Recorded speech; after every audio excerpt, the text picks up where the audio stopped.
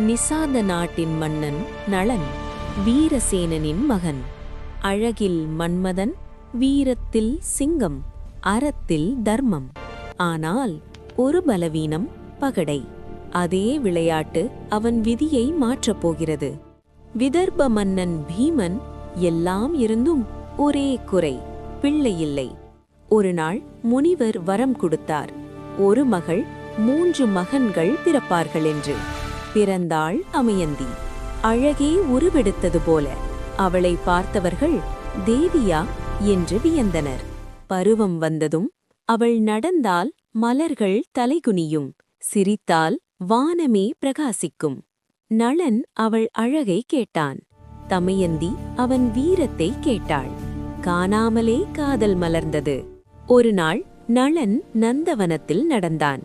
தங்க இறகுகள் கொண்ட அன்னத்தை பிடித்தான். அது பேசியது, என்னை விடு, தமயந்தி உன்னை காதலிக்க செய்கிறேன். நளன் அதை விடுவித்தான்.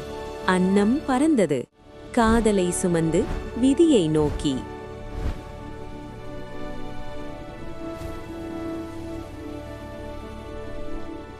அன்பானவர்களே, அடுத்த பகுதி விரைவில் வருகிறது. பஞ்சதந்திர கதைகள் சேனலை சப்ஸ்கிரைப் செய்யுங்கள். அடுத்த பகுதியில் மீண்டும் சந்திப்போம்.